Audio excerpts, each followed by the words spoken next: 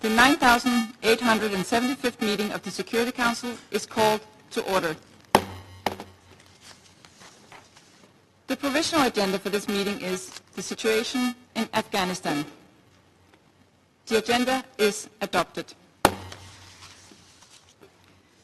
In accordance with Rule 37 on the Council's Provisional Rules of Procedure, I invite the representatives of Afghanistan, India, the Islamic Republic of Iran, and Kazakhstan to participate in this meeting. It is so decided. In accordance with Rule 39 on the Council's Provisional Rules of Procedure, I invite the following briefers to participate in this meeting. Ms. Roza Otunbayeva, Special Representative of the Secretary General and Head of the United Nations Assistance Mission in Afghanistan, and Ms. Azada Ras Mohammed, co-founder of the Ham Daily campaign.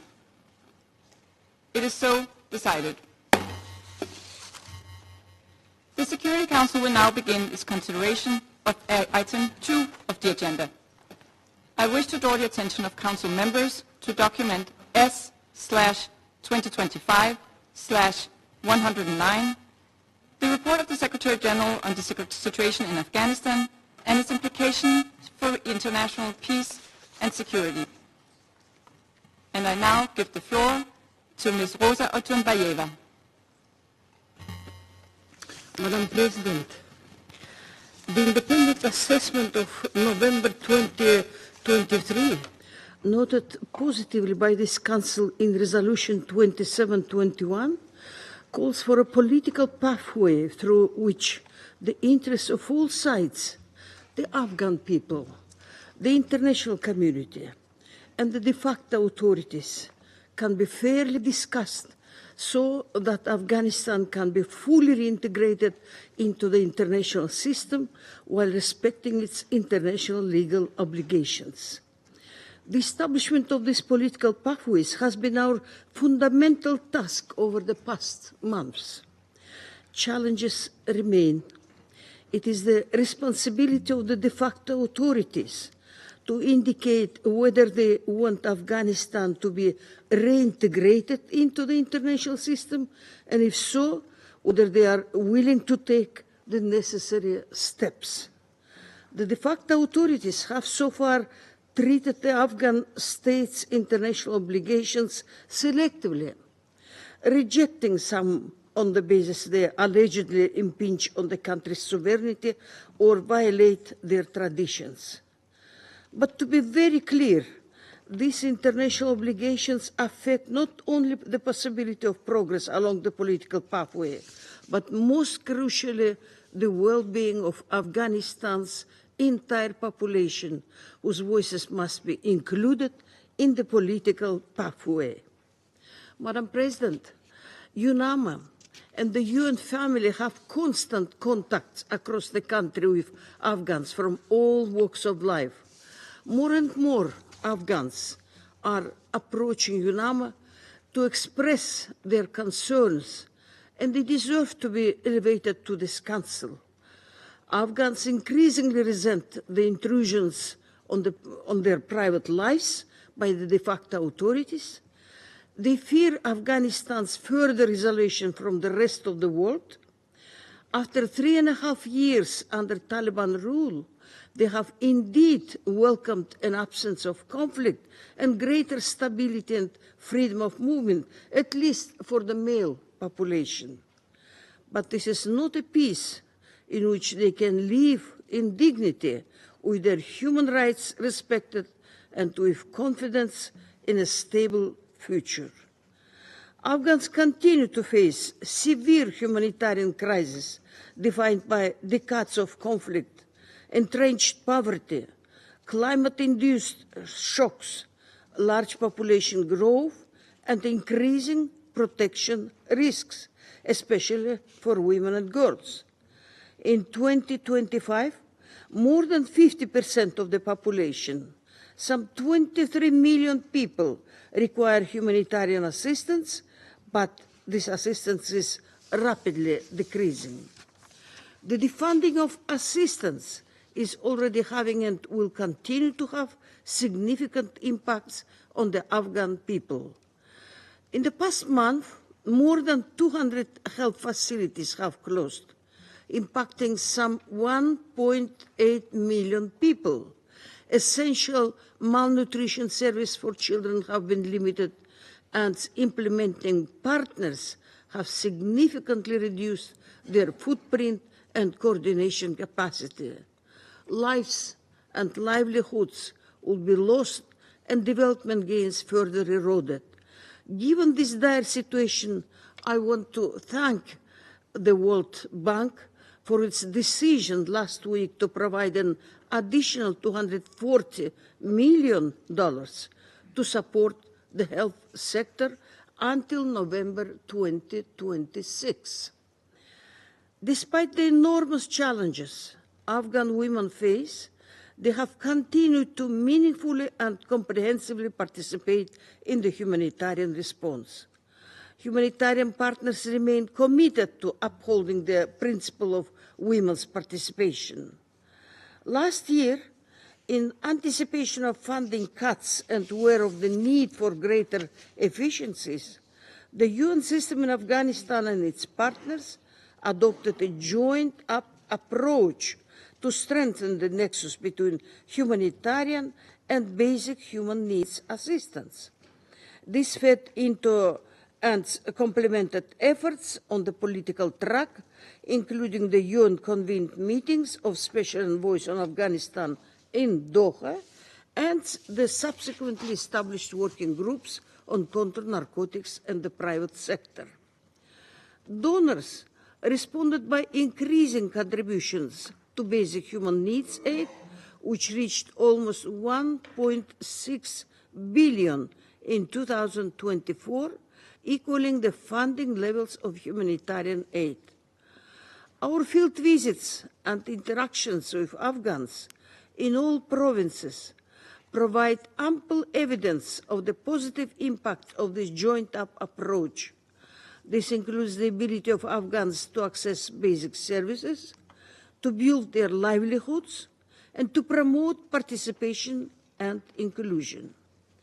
If this assistance stops, the fragile progress of the last 3 years would collapse, and many Afghans would revert to historical coping mechanisms such as out-migration. While there have been some instances of interference in aid delivery, de facto authority representatives in Kabul and in the provinces have generally cooperated with the UN and partners to enable provision of assistance and resolve cases of interference. The Afghan economy grew around 2.7% in 2024. Investments, especially in infrastructure, supported by regional countries, are taking place. But in the short and medium term, current levels of growth cannot compensate for the drop in foreign aid and the growing population. In the longer term, the de facto authorities' positive vision of economic self-sufficiency cannot reach its full potential unless ongoing obstacles to its reintegration into the international system are resolved. Here we return to the question of Afghanistan's international obligations. Madam President, on human rights, there has been no easing of the significant restrictions on women, despite global appeals by many Afghans. This includes laudable efforts by the Organization of Islamic Cooperation, which recently sent a delegation to Kabul to promote the Jeddah Declaration on Women's Rights in Islam and the January summit in Islamabad on girls' education in Muslim communities, hosted by the World Muslim League and the government of Pakistan. These and other events make clear the Taliban's restrictions, including its ban on girls' education, soon to enter its fourth tragic year, have no basis in Islam.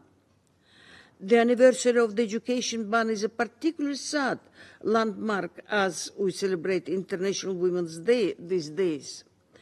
Unfortunately, on 2nd December last year, the de facto Minister of Public Health ordered medical institutes to be closed for women, shutting down one of the last avenues for women to attain professional education. This new restriction deepens a long-term gap in the country's capacity to protect the health of women and girls, and indeed all Afghans. This will further worsen maternal infant mortality in Afghanistan, already one of the highest in the world. UNAMA has been closely observing the Taliban's enforcement on its law on the prevention of vice and promotion of virtue since it was promulgated in August last year, including its negative economic effects and impacts on Afghans' human rights and private lives. The law demonstrates the de facto authorities' prioritization of ideology over international obligations. It remains a major impediment to implementing the political pathway needed to reintegrate Afghanistan into the international community. Turning to the security situation, the de facto authorities continue to exert full control over the country, although security incidents continue to take place, as documented in the Secretary General's report. ISIL-KP claimed suicide attack on the de facto authorities' security personnel who were queuing to receive salaries in Kunduz on 11th February, killing 4 civilians and 14 de facto security personnel, with an unknown number of wounded. 2 days later, there was another ISIL-KP claimed suicide attack on one of the de facto deputy ministers of urban development and housing in Kabul, who was injured, with 3 de facto authority personnel killed and 10 wounded. The continued activities of the TTP against Pakistan and the presence of other terrorist groups in Afghanistan, as documented in the recent 1267 Sanctions Monitoring Team report, demonstrate that the international community continues to have legitimate questions about de facto authorities' ability or commitment to uphold their own guarantees that Afghanistan will not become a threat to other countries. Madam President, the space for engagement is narrowing. There is a growing frustration on the part of some key international stakeholders that political engagement is not working and may actually be encouraging hardliners within the de facto authority. At the same time, funding decreases are putting additional pressure on the Afghan people, as I have described. How do we move forward given these negative trends? The mechanism to address the issues that prevent Afghanistan's reintegration with the international community are today in place. The working groups on counter-narcotics and private sector are meeting and provide a framework for engagement and potential confidence building. On counter-narcotics, Afghan experts, including women with the de facto authorities, UN and member state representatives, produced joint action and investment plan on alternative livelihoods for poppy farmers to support the de facto authorities' opium cultivation ban. Work on a sustainable private sector includes defining comprehensive support strategy that integrates access to finance, business enablers, and market economy and market access with regulatory frameworks, and focus on women-led business. These meetings have helped to build confidence among the main stakeholders, as well as provide concrete plans to improve the lives of Afghans. The UN proposed comprehensive approach shared for now with the Doha format participants and the de facto authorities, for the first time proposes a framework to address the difficult issues blocking Afghanistan's reintegration into the international community. But the United Nations cannot move faster than the member states who are participating in the Doha process and other stakeholders who must lead this process. The trend of world events, including competing international priorities, budgetary constraints, and the growing tendency of governments to focus on internal issues, all risk leaving Afghanistan poorer, more vulnerable, and more isolated.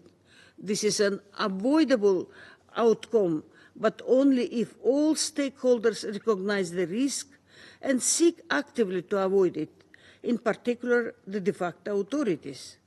The most helpful development would be a clear signal from the de facto authorities that they are committed to the reintegration of Afghanistan with the international community, with all that it implies. This is a moment for realism. I am grateful, Madam President, for the expressions of support to UNAMA from this Council. We look forward to an expected renewal of our mandate next week. UNAMA, along with all UN agencies in the field, funds, programs, remain fully committed to the goal articulated at the beginning of this briefing, and Afghanistan fully reintegrated into the international system, respecting its international legal obligations for the benefit of the Afghan people. We remain committed to improving the lives of the Afghan people, whose concerns and aspirations must be addressed for there to be real and lasting peace and stability in Afghanistan. Thank you. And I thank Ms. Otunbayeva for her briefing. I now give the floor to Ms. Azada Aras Mohammed. Thank you, Madam President. Excellencies, thank you very much for the opportunity to brief you on the human rights crisis in Afghanistan. My name is Azada Aras Mohammed. I'm a lawyer from Afghanistan and the founder of the Hamdili campaign, which has been calling for accountability for grave international crimes that have been committed in Afghanistan for decades and continue with impunity under the Taliban. In 2021, the Taliban tried to sell themselves to the international community as a reform group, promising to respect human rights, including women's rights, a lie that the international community was too quick to believe. Afghan women warned you then that given the chance, the Taliban will destroy every gain that we had fought for since the brutal rule in 1990s. Over the last 3.5 years, our fears have become reality. Through at least 126 brutally enforced decrees, the Taliban have deprived Afghan women and girls for their most fundamental rights: right to education, employment, movement, assembly, and speech, and to live free from violence. Women's access to health care and justice has been severely restricted. The Taliban have erased Afghan women so thoroughly that even hearing their voices and seeing their faces in public is now a crime. They are suffocating in their homes, banned from even looking out the window. We, the women of Afghanistan, along with international experts, call this systematic and institutionalized oppression of women as gender apartheid. The Taliban is ready to crush anyone who resists them, including protesters and women human rights defenders, health workers, educators, journalists, legal professionals, and former security and government officials. Punishments at the hand of the Taliban include extrajudicial killings, arbitrary detention, enforced disappearance, torture, sexual violence, corporal punishment, public flogging, and execution by stoning. The Taliban has also systematically persecuted ethnic and religious groups like the Hazaras, Tajiks, Uzbeks, Baluchs, and others through targeted attacks, forced displacement, confiscation of land, and restrictions of livelihood. The LGBT community, already at great risk before the August 2021, now face systematic violence, including murder and sexual violence, as the Taliban attempt to impose strict heteronormative general rules. Excellencies, Accountability for these grave violations is essential and yet impossible domestically. The Taliban has made it an early priority to dismantle all Afghan institutions mandated to promote human rights, such as the Afghanistan Independent Human Rights Commission, Ministry of Women's Affairs, and an independent judiciary. They aim to rule Afghanistan in a complete legal vacuum. Although the Afghan women have consistently appealed to the world leaders to hold the Taliban accountable for their escalating repression of women's rights, we have seen alarming steps by the UN member states to normalize the Taliban. We were especially shocked to see the international community comply with the Taliban's demand at Doha III meeting in June last year, during which the Afghan women were excluded from formal discussions and human rights and women's rights was not on the agenda. We observe how this directly emboldened the Taliban to deepen their abuses. In the wake of that meeting, the Taliban barred the Special Rapporteur on the situation of human rights in Afghanistan from entering the country and issued their most draconian declaration yet, further barring women from public life and in the name of preventing vice and promoting virtue. We also see the embassies being turned over to the Taliban, jeopardizing important services for the Afghan diaspora. On the Taliban's social media accounts, there is a regular flow of smiling photos of foreign diplomats and businessmen partnering with this gender apartheid regime. These developments do profound and permanent damage, not only to the cause of Afghan women and girls, but to the cause of women globally. The ICC prosecutor's announcement in January that he had applied for the court for the arrest warrants of 2 senior Taliban leaders, including the group's supreme leader, is a beacon of hope for the people of Afghanistan, because it's a pushback against this normalization. These warrants requests recognize that the Taliban's violation of the rights of women and girls amount to gender-based persecution, a crime against humanity. We're also encouraged by the efforts to hold the Taliban accountable for violations of CEDAW at the International Court of Justice. Finally, I extend my gratitude to the growing list of member states calling for gender apartheid to be recognized as an international crime, including through the new UN Treaty on the Crimes Against Humanity. No term better describes the crimes that Taliban are committing against Afghan women and girls, and we will never forget the states that are standing with us in this effort. These historic developments should remind the international community that the Taliban have been deemed criminal actors who can never be the legitimate government of Afghanistan while their unprecedented abuses continue. In conclusion, I leave you with the following recommendations. To the Security Council, first, it is imperative to demand at every opportunity that the Taliban immediately reverses all policies and practices that prevent the full enjoyment of all women's human rights, in line with Afghanistan's international obligations, including CEDAW and the relevant Security Council resolutions. Second, in accordance with the fundamental tenets of Women, Peace and Security agenda, the full, equal, meaningful, and safe participation of diverse Afghan women in all international discussions about Afghanistan's future, including the Doha process and the roadmap currently being prepared by UNAMA, must be non-negotiable. Meetings to decide the fate of Afghanistan without the women of Afghanistan are simply not legitimate. Third, Security Council should renew the UNAMA's mandate and press for its full implementation, particularly those aspects that relate to the protection of women's rights and women's human rights defenders, human rights monitoring, and meaningful engagement with diverse Afghan women and civil society. UNAMA must continue to report regularly to the Security Council, including on the situation of women and girls. Lastly, I urge the Security Council to impose sanctions on Taliban leaders who have committed human rights violations against Afghan women and girls, and not to lift the sanctions, including travel bans, on those who are guilty of such crimes. To all member states,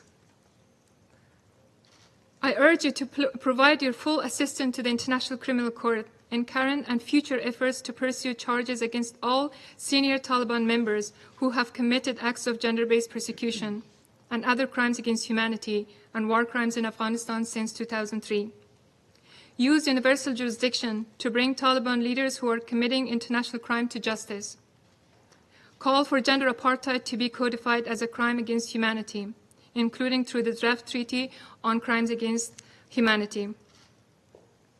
Rapidly seek remedies for the Taliban's violations of CEDAW, including by bringing an action at the International Court of Justice. The states that have not yet joined this effort should do so. The UN Human Rights Council should move swiftly to create an accountability mechanism to document and preserve evidence of gender-based persecution and gender-based crimes in Afghanistan.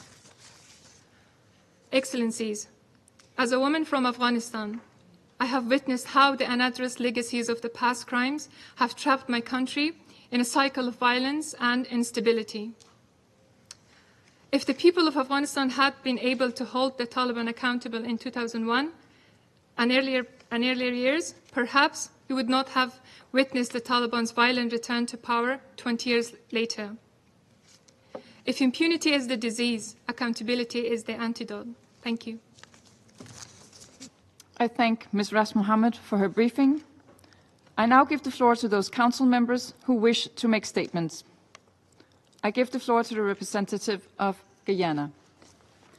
Madam President, I have the honor to deliver this statement on behalf of the A3+, namely Algeria, Sierra Leone, Somalia, and my own country, Guyana. The A3+ thanks the Special Representative of the Secretary General and Head of UNAMA, Mrs. Roza Otunbayeva, for her briefing. We have also listened carefully to the statement by Ms. Azada Ras Mohammed and acknowledge the participation of the representative of Afghanistan and regional countries in this meeting. Madam President, the recent report of the Secretary General on the situation in Afghanistan indicates the continued challenges faced by the Afghan people on multiple fronts. The A3+ reiterates its firm commitment to the sovereignty, independence, territorial integrity, and national unity of Afghanistan, and reaffirm our unwavering solidarity with the Afghan people. The humanitarian situation is particularly concerning, with 22.9 million people requiring assistance in 2025 due to high levels of food insecurity and malnutrition, recurring natural hazards and climatic shocks, internal displacements, the growing number of returnees, a fragile economy, and ongoing restrictions on the Afghan people, particularly women and girls. We are concerned that despite slight improvements in food security during the reporting period, more than 92,000 children under the age of 5 are suffering from severe acute malnutrition. We commend the efforts of the World Food Programme and the Food and Agriculture Organization in providing food, nutrition, and livelihood assistance, as well as other support to those in need. We call for unhindered and sustained humanitarian access across the country and encourage international donors and humanitarian partners to continue providing critical support and to scale up contributions, acknowledging the impact of significant funding shortfalls. Madam President, the situation of women and girls in Afghanistan remains of utmost concern, as they continue to bear the brunt of the Taliban's numerous decrees, as well as the propagation of virtue and prevention of vice law, which restrict their education, employment, freedom of movement, and freedom of expression. We note with concern that in December 2024, the Taliban reissued Decree 4293, reaffirming the ban on Afghan women working for national and international non-governmental organizations, further exacerbating an already dire humanitarian situation. We have also noted the Secretary General's report that the implementation of the PVPV law is negatively impacting both men and women, with particular impact on women's gainful employment, and that it resulted in significant reduction or total loss of income and employment opportunities for many families, exacerbating poverty levels. We reiterate our call for the Taliban to reopen all schools and universities and to swiftly reverse all laws, policies, and practices that discriminate against women and girls and infringe their human rights and fundamental freedoms. Furthermore, the ban in December on women attending medical education courses in areas such as midwifery, nursing, dental care, and nutrition is further affecting women's and girls' access to health care, including maternal and neonatal care, and will reduce the already insufficient number of female health workers in Afghanistan.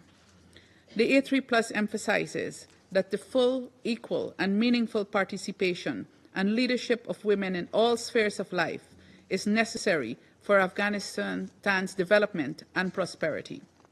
Madam President, the security situation in Afghanistan remains of great concern, especially with the presence of terrorist groups in the country.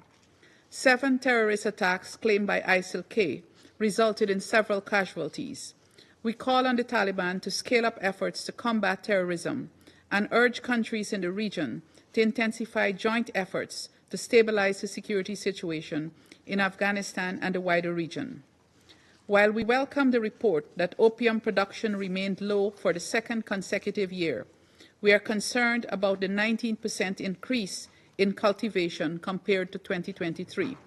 This underscores the need for viable alternative livelihoods.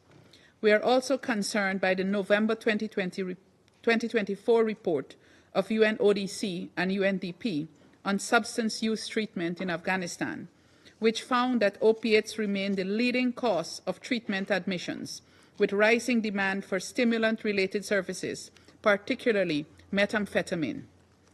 We appreciate UNAMA's convening of virtual meetings of the working groups on supporting Afghanistan's private sector and counter-narcotics efforts in February. These discussions play a crucial role in improving the country's economic situation and addressing drug-related challenges.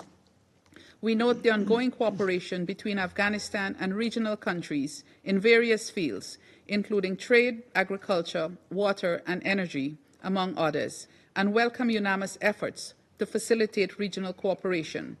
We note with appreciation the recent adoption of a UN General Assembly resolution establishing the United Nations Regional Center for Sustainable Development Goals for Central Asia and Afghanistan.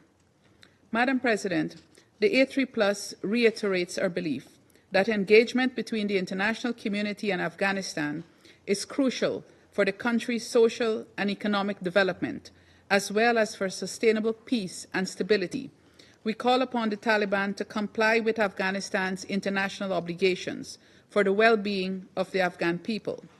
In conclusion, Madam President, we express our full support for UNAMA and SRSG Otunbayeva, as well as for the renewal of UNAMA's mandate, and emphasize the continued crucial role of the United Nations in delivering humanitarian support and advancing the political process for the benefit of the people of Afghanistan. I thank you. And I thank the representative of Guyana for the statement. I now give the floor to the representative of the Russian Federation. Madam President, we'd like to thank SRSG and head of the UN Assistance Mission in Afghanistan, Ms. Roza Otunbayeva, for her assessment of the current situation in the country. The Russian Federation has been consistently supporting the activities of UNAMA under your leadership within the framework of the mission's mandate. We note that Kabul remains interested in maintaining and developing contacts with you, Madam SRSG.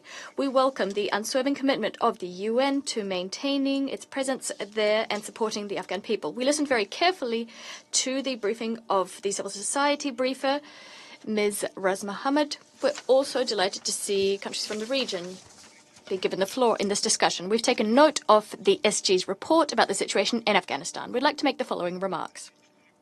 For almost 4 years now, Afghans have been living under the Taliban. This was preceded by a deal being signed between the US and the Taliban in Doha. The 5th anniversary of the signing of that deal occurred 10 days ago. The swift pulling out of foreign forces under the Biden administration and the embarrassing fleeing of the former president, Ashraf Ghani, and representatives of his office Having said that, despite the very dark prospects outlined by our Western colleagues, Afghanistan has stood the test of time. Under conditions of unprecedented unilateral sanctions and a humanitarian crisis, a country which relied on international support for many years did not slip into civil war. It did not fall apart. Yet it remains clear that in light of the scale of all of the problems that have piled up over years of war, of all the threats, that the people of Afghanistan need our sustained support and assistance now more than ever. We're delighted that Afghans are trying to pave their own course towards development and to reestablish their economic prospects based on regional cooperation. The Russian Federation has been consistently in favor of a realistic and comprehensive approach to Afghanistan based on an objective analysis and a balanced assessment of the situation. We stand convinced that there are no alternatives to such an approach, nor can there be. Such an approach is underpinned by constructive cooperation between the international community on Afghanistan, with full and due regard for the needs of Afghans themselves, as well as a patient dialogue without any blackmail or any pressure which Western donors are so fond of, with the de facto authorities on a whole host of pressing issues. What's imperative is ensuring sustainable peace and stability in Afghanistan. That is the key to stability in the region and beyond. Such an approach has the support of the Moscow format participants as well as of other regional players. There is no other game in town aside from pragmatic cooperation with the Taliban, and some Western donors are beginning to understand that. Unfortunately, not all of them. Some of them continue to stubbornly refuse to recognize their own errors, maintaining the idea that they can arm twist the Taliban by cutting off humanitarian assistance and other development assistance channels. Colleagues, who is this really harming? The Taliban's leadership in Kandahar and the Afghan people, including women and children. I think the question was rhetorical. We share in the SG's assessment about the very difficult internal political situation. Cause for particular concern is the security situation, given the fact that the terrorist group, ISIS Khorasan, remains in the country. Despite the de facto authorities undertaking efforts, the problem, or rather the issue of definitively rooting out terrorism remains unresolved. Militants of the Afghan wing of ISIS are recruiting new members, including FTFs. They're receiving financial support from abroad and are committing terrorist acts again and again. And in fact, we've seen victims amongst representatives of various religious and ethnic minorities, including women and children. We know what they're trying to do, what their purposes are. They're trying to destabilize the situation and undermine stability, not just in Afghanistan, but in the region at large. Aside from that, the threat of weapons left by Western armies in the country, of those weapons falling into the hands of militants, remains real, as well as the risk of those weapons spilling over into the region and beyond. We are very much focused on the issue of narcotic drugs, which is linked to terrorism. We're concerned by information from UNODC about synthetic drugs being produced, first and foremost, methamphetamines. We stand convinced that efforts geared towards alternative livelihoods for farmers and efforts to treat drug addicts, that's not the way to root out the threat of narcotic drugs. This is a serious problem that requires our attention and real measures to combat the cultivation, production, and distribution of narcotic drugs. We need practical steps to develop comprehensive international and regional cooperation, including under UNODC auspices. Colleagues, it is our common endeavor to do this. We're following very closely the development of the socioeconomic situation in Afghanistan. We welcome measures undertaken under the aegis of the UN and regional organizations so as to provide humanitarian assistance to Afghanistan. The selfless work of humanitarian agencies and their personnel deserves our support. They've been prepared to remain in the field under any and all conditions to help the Afghan people. We note that the UN is ready to and intends to broaden support beyond essential services, allowing for the reconstruction of schools and hospitals, the building of roads and linking cities and rural areas. Such support is necessary not just to address the humanitarian crisis in Afghanistan, but for making Afghanistan into a self-reliant state, thanks to the bolstering of its potential. Aside from that, aside from development-related objectives, there's also the mandate of UNAMA. Against this backdrop, we regret the fact that a number of Western donors, including during discussions of relevant UNSCR resolutions, the fact that these donors blocked any attempts at making the UN make headway on this front. As a result, the activities of a number of humanitarian organizations and agencies are being curtailed. Any proposals for UNAMA to partake in discussions on the unfreezing of Afghan assets are being refused. My country has been providing tailored assistance to those in need in Afghanistan, including through multilateral humanitarian organizations. We will continue to work very actively on this front. What we're also following very closely is the situation as regards respect for the rights and freedoms of all Afghans, including women and children, including in light of the new bans which were recently introduced. Amongst the other imperatives is the establishment of a truly inclusive government with the participation of all ethnic and political groups in the country. We are counting on positive momentum on both of these fronts. Madam President, the Russian Federation comprehensively supports the right and the desire of the Afghan people to live in a peaceable, flourishing country free from terrorism and narcotic drugs. That is the key to order and stability in the region. Yet, building this long-term sustainable peace is only possible if we have patient dialogue with the de facto authorities without any attempts to impose anyone's visions or priorities on the Afghans. That is what getting out of this dead end is going to take, as is the subsequent international reintegration of Afghanistan. We believe that such a comprehensive approach is what UNAMA's ability to discharge its mandate effectively hinges on. We support the upcoming renewal of the mission's mandate. I thank you. And I thank the representative of the Russian Federation for the statement. I now give the floor to the representative of Greece.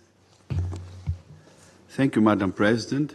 I would like to thank Special Representative Ms. Otunbayeva, as well as Ms. Raz Mohammed, CSO representative, for the briefing. I also welcome the presence of the esteemed representative of Afghanistan, as well as the esteemed representatives of regional countries at today's meeting. Madam President, Greece reaffirms its support to UNAMA and stresses the need for the smooth renewal of its mandate. At the same time, and in line with Security Council Resolution 2721 of 2023, we support the UN-led Doha process, as well as the recently established working groups on counter-narcotics and the private sector, and we call for the inclusive participation of women therein. We advocate the continuation of principled engagement with the Taliban with clear timelines and benchmarks. We reiterate that the respect of human rights and women's rights, the establishment of an inclusive government with a full, equal and meaningful participation of women, and the adherence of Afghanistan to its international obligations are prerequisites for the normalization of the country's relations with the international community. Madam President, allow me to point out the following 3 points. First, only 2 days ago, we commemorated International Women's Day, honoring the social, economic and political achievement of women. Yet this day served as a painful reminder of the dire situation faced by the women and girls in Afghanistan. With more than 80 directives and decrees targeting the autonomy and everyday lives of women, the Taliban continue to pursue politics of gender discrimination and practices of gender-based violence, which may amount to gender persecution. The most recent example is the law on propagation of virtue and prevention of vice, by which the Taliban attempts to erase women from public life and silence their voices.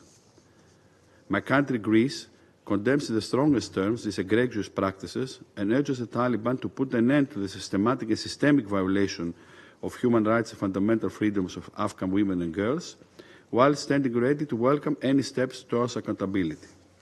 Moreover, we are deeply concerned about the human rights violations against ethnic and minority groups, as well as the reprisals against civil society representatives and human rights defenders who dare to expose the oppression of the de facto authorities. We also deplore the restrictions against journalists, which pose a serious threat to the freedom of the media. Second, we remain deeply concerned about the continuing terrorist attacks in Afghanistan, which constitutes one of the most serious threats to peace and security in the country and the region. We reiterate our position that Afghanistan should not become a safe haven for terrorism, and we call on the Taliban to strengthen their efforts to combat terrorist activities. Third, we are alarmed by the environmental degradation in Afghanistan, which is one of the countries most affected by climate change. Droughts, floods, and other extreme weather conditions are causing mass displacement and food insecurity. Water scarcity has a severe impact on rural population in particular. Madam President, in closing, let me reiterate that Greece will continue to support a stable, prosperous, and peaceful Afghanistan with a view to the realization of the hopes and aspirations of the Afghan people, particularly women, girls, and vulnerable groups, and stand ready to contribute to any further engagement by this Council as necessary. I thank you. I thank the representative of Greece for the statement, and I give the floor to the representative of China. Thank you, President. I thank Special Representative Otunbayeva for her briefing. I also listened attentively to the statement by Ms. Mohammed. Today, Afghanistan remains largely stable, with a steadily improving economy and dynamic external relations. But the country also faces multiple challenges in humanitarian areas, development, terrorist threats, women's rights and interests, among others. I wish to stress the following points. First, maintain the engagement momentum with the Afghan interim government. Last year saw an increasing number of countries conducting dialogue and cooperation with the interim government, lending strong support to the reconstruction and development of Afghanistan. China supports the international community in cementing mutual trust with the interim government and addressing each other's concerns through dialogue. China reiterates that the Council should reinstate its package of exemptions to the travel ban imposed on the relevant personnel of Afghan interim government and timely adjust the 1988 sanctions regime so as to facilitate the external engagement of the interim government. Second, bolster humanitarian assistance to Afghanistan. The SG's report indicates that nearly 23 million Afghans require humanitarian assistance, and close to 15 million people are acutely food insecure.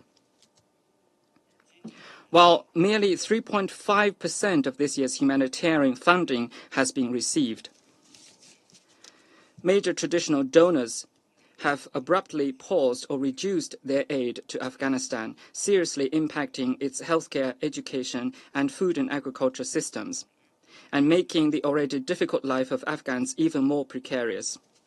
We call on traditional donors, especially those historically responsible for the problems of the country, to resume and increase their aid to Afghanistan and desist from using humanitarian aid as a bargaining chip to exert political pressure. Third, strengthen the commitment to the development of Afghanistan. The Afghan economy managed to grow by 2.7% last year. However, the foundation remains shaky and the potential for development is yet to be unlocked. It is necessary that all parties continue bilateral and regional and other cooperation in support of its economic recovery, including rebuilding its banking system, and provide more resources for its development. The overseas assets of the Afghan Central Bank are the valuable wealth belonging to the Afghan people. The United States should unconditionally unfreeze and return all of them to Afghanistan. Fourth, guarantee the fundamental rights and the interests of all Afghan people. The morality law promulgated by Afghanistan has been widely scrutinized. We hope that the Afghan side will take the legitimate international concerns seriously and effectively respect women's equal rights to education, employment, and public life. Having said that, it is important to note that women's rights and interests are not the only problem facing the country, still less a root cause of its current challenges. There is a need to support its economic and social development as a way to create favorable conditions for women's rights and interests, while guiding Afghanistan to shift its policies through dialogue. Fifth, resolutely counter terrorism. China calls on the interim government to continue countering all terrorist forces, including ISIL, Al-Qaeda, and ETIM, to eradicate the breeding ground for terrorism. All countries should abandon their geopolitical calculus and ideological biases and reject double standards and selectivity to safeguard the greater good of international counterterrorism cooperation. President, under the stewardship of Special Representative Otunbayeva, UNAMA has continued advancing the Doha process, facilitated the dialogue between various interlocutors and the Afghan interim government, and actively helped the country cope with its humanitarian and development plight. China commends UNAMA for those efforts. We support the renewal of UNAMA's mandate, and we hope that UNAMA will effectively play its bridge-building role and keep improving the understanding and trust between various parties and the interim government and make greater contribution to the peace and reconstruction of Afghanistan. President, this year marks the 70th anniversary of China-Afghan diplomatic relations. Over the past 7 decades, no matter how the international landscape has evolved, China and Afghanistan have always maintained good neighborliness and friendship and stood in solidarity with each other. Under the current circumstances, China remains committed to respecting the independence, sovereignty, and territorial integrity of Afghanistan, respecting the independent choice of the Afghan people, and respecting the religious beliefs and national customs of the country. China never interferes in Afghanistan's internal affairs, never pursues any selfish gains in Afghanistan, and never seeks to build a so-called sphere of influence. China has always been action-oriented in supporting the country's peace, stability, development, and prosperity. We stand ready to work with all sides to strengthen Council unity and consensus to make greater contribution to addressing the Afghan issue. Thank you, President. I thank the representative of China for the statement, and now give the floor to the representative of the United Kingdom. Thank you, President. I thank SRSG, Otunbayeva, and Ms. Mohammed for briefing us today. And I welcome the participation of the representative of Afghanistan and other countries of the region. Let me begin by commending UNAMA for their invaluable work supporting the people of Afghanistan. This work remains vital, whilst Afghans, especially women and girls, continue to suffer under a series of oppressive restrictions. At the time, members of the Taliban claimed that the March 2022 ban on secondary education for girls was temporary. 3 years on, girls in Afghanistan continue to be denied their right to education. On the opening day of the Commission on the Status of Women, the United Kingdom joins others in unequivocally condemning this ban and all others which restrict Afghan women and girls' rights and fundamental freedoms.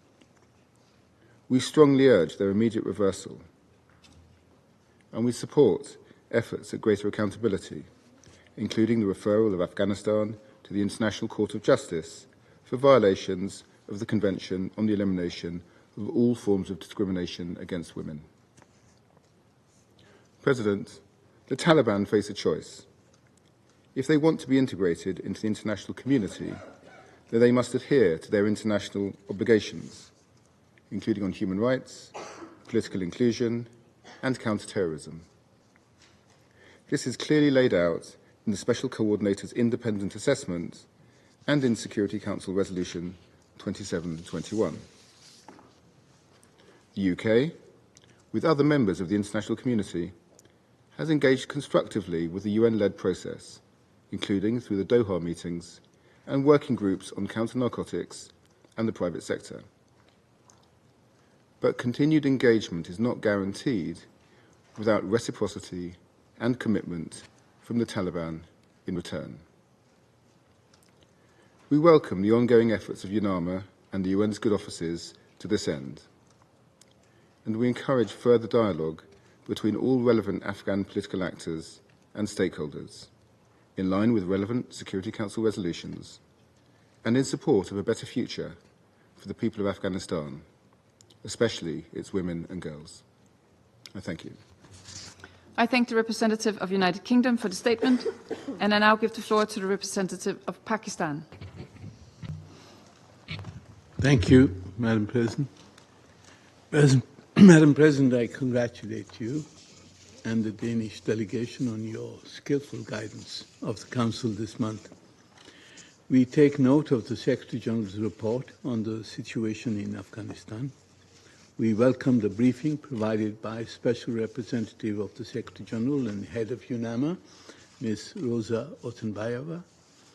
We commend her wise leadership of UNAMA and her efforts to promote normalization in Afghanistan in extremely difficult circumstances. Pakistan will support the renewal of UNAMA's mandate. We also thank Ms. Azada Raz Mohammed for her important contribution. Madam President, there is universal and justifiable concern at the dire situation in Afghanistan. It is afflicted by multiple challenges, some inherited from history and others self-inflicted by ideological and political inflexibility. Pakistan has faced the adverse impacts of the series of crises Afghanistan has lived through during the past 40 years, hosting millions of Afghan refugees infected by its extremist groups and the inflow of arms and drugs. In the 20-year conflict, which ended in 2021, Pakistan consistently advocated engagement and sought to broker an inclusive peace. After the precipitate withdrawal of foreign forces in August 2021, Pakistan facilitated the exit of NATO's troops and Western civilians, accepted the temporary location of Afghans affiliated with the previous regime, and accepted 700,000 Afghans fearing persecution by the Taliban. History will attest to Pakistan's positive role. Madam President, it is not surprising that Afghanistan, which was so heavily dependent on foreign assistance for over 20 years, faces a humanitarian crisis and economic stagnation following the Western withdrawal. We believe that humanitarian assistance to the over 20 million destitute Afghans must be unconditional and generous. The response plan has received only 3.5% of the required 2.42 billion. The UN Strategic Framework for Afghanistan has received less than 11% of the 2.53 billion required for 2025. Allowing Afghan suffering is inconsistent with the call for upholding human rights in Afghanistan. The Afghan economy grew last year by 2.7%. It will continue to struggle without foreign cooperation and investment. Pakistan supports the call to unfreeze the assets of Afghanistan's central bank. This will revive the banking sector and end the cash transfers which are partially responsible for money flowing into the hands of terrorists. Afghanistan's trade could grow significantly if it resolved its problems with Pakistan, its natural transit and trade route, by ending cross-border terrorism, arbitrary construction of border posts on Pakistan's territory, and the smuggling of goods into Pakistan. The implementation of the shovel-ready connectivity projects, such as TAPI, the gas pipeline, CASA 1000, the electricity pipeline, and the Uzbekistan-Afghanistan-Pakistan railway, could expand trade relations and commercial linkages and contribute significantly to economic growth and job creation within Afghanistan and the region. Madam President, the human rights situation in Afghanistan is another self-inflicted injury. Far from fulfilling its earlier commitments, the Kabul government has doubled down on its restrictions against women and girls. These are inconsistent with international norms and obligations and contrary to the laws and teachings of Islam. This was made clear by the Muslim world in the Islamabad Declaration on Girls' Education in Muslim Communities, hosted by Pakistan on 11 and 12 January 2025. Madam President, the greatest threat to security and stability in Afghanistan and the entire region, and indeed the world, arises from the over 20 terrorist organizations present in Afghanistan. The Taliban government faces a challenge to its power and ideology from Daesh, ISIL-K. They are fighting Daesh, but obviously not very effectively, as evident from the numerous attacks claimed by Daesh in Afghanistan, as well as its attacks in Kirman, Iran, Moscow, Russia, and more recently in Peshawar, Pakistan. As noted in the 35th report of the monitoring team of the Al-Qaeda and Daesh Committee, Pakistani authorities successfully foiled attempts by ISIL-K terrorists to cross over from Afghanistan into Pakistan and prevented its external operations branch from establishing itself in Pakistan, detaining several high-profile operatives involved in the Kerman and Crocus attacks. Amongst those detained was an individual named Muhammad Sharifullah, an Afghan who plotted the Abbey Gate bombing during the U.S. evacuation from Afghanistan in 2021. Unfortunately, while fighting Daesh, the Kabul authorities have failed to address the threat posed to the region and beyond by other terrorist groups such as Al-Qaeda, the TTP, and Baluch terrorists, including the Baluch Liberation Army and the Majid Brigade, which are present in Afghanistan. The TTP, the Tehrik-e-Taliban Pakistan, with 6,000 fighters, is the largest designated terrorist organization operating from Afghanistan. With safe havens close to our border, the TTP has conducted numerous attacks against Pakistan's soldiers, civilians, and institutions, resulting in hundreds of casualties. I am grateful to the SRSG for mentioning these attacks against Pakistan. We have evidence that the Kabul authorities have not only tolerated, but are complicit in the conduct of the TTP's terrorist cross-border attacks. Further, the TTP is collaborating with other terrorist groups present in Afghanistan, like the BLA and the Majid Brigade, which seek to destabilize Pakistan and disrupt our economic cooperation with China, especially the China-Pakistan Economic Corridor, through a terrorist campaign. The TTP also receives external support and financing from our principal adversary. The TTP, perceived as enjoying Kabul's patronage, is fast emerging as an umbrella organization for regional terrorist groups whose objectives are to undermine the security and stability of all of Afghanistan's neighbors. Given its long association with Al-Qaeda, the TTP could pose not only a regional, but a global terrorist threat. In countering the TTP's cross-border operations, our security and border forces have confiscated some of the modern arms acquired by the Afghan authorities from stocks left behind by foreign forces. The Kabul authorities have the responsibility to retrieve these weapons from the terrorist groups.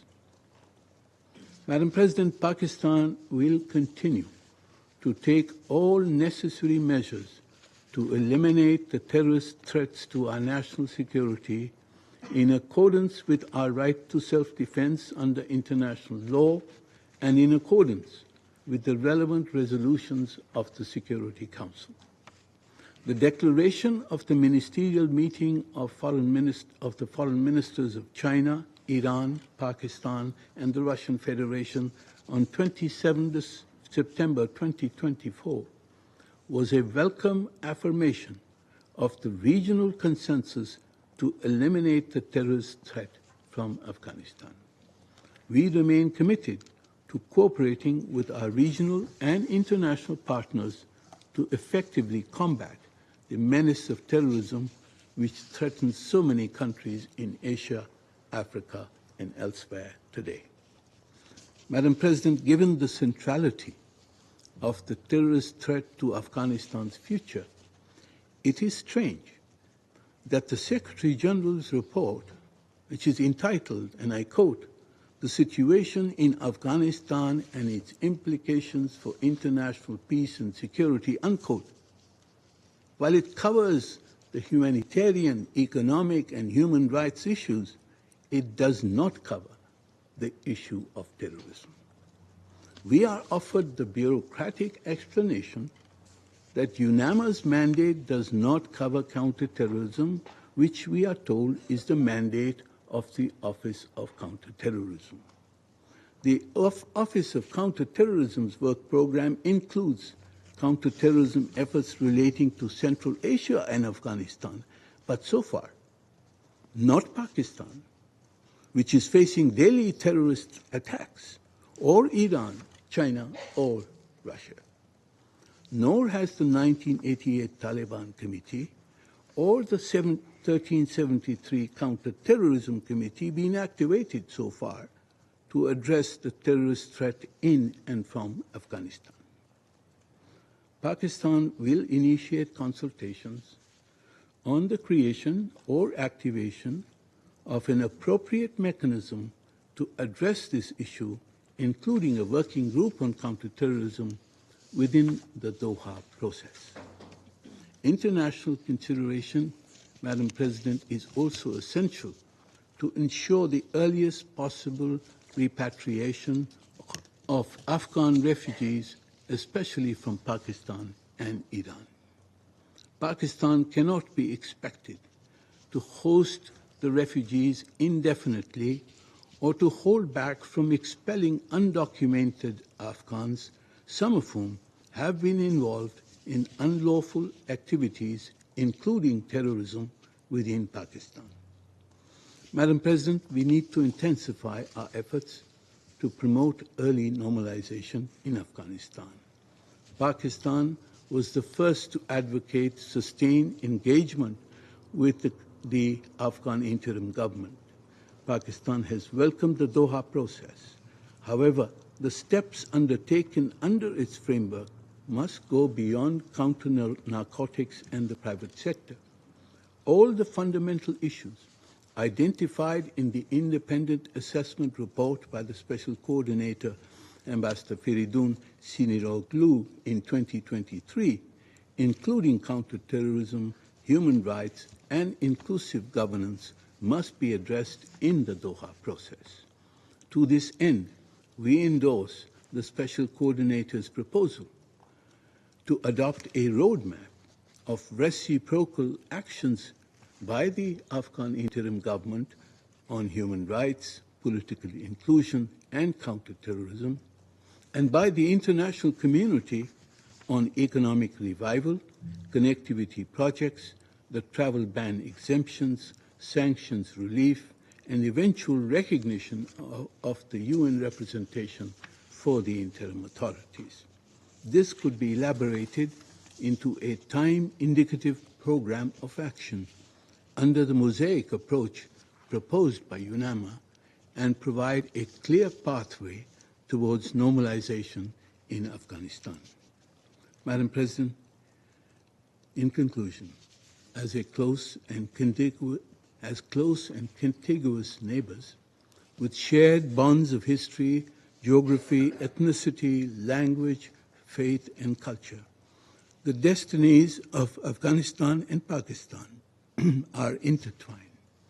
The people of Pakistan are deeply sensitive to the suffering of their Afghan brothers and sisters. We are steadfast in our commitment to support all possible efforts at the bilateral, regional, and global level to achieve peace, stability, and development in Afghanistan. After 40 years of conflict, the people of Afghanistan deserve no less. I thank you, Madam President. I thank the representative of Pakistan for the statement, and I give the floor now to the representative of Panama. Gracias. Thank you, Madam President.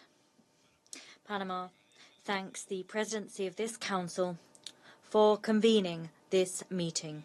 We thank Ms. Roza Otunbayeva, Special Representative of the Secretary-General and Head of the United Nations Assistance Mission in Afghanistan. We also thank Ms. Asada Raz Mohammed we thank both of them for their invaluable briefings. Moreover, we recognize the representatives of Afghanistan, Kazakhstan, India, and the Islamic Republic of Iran.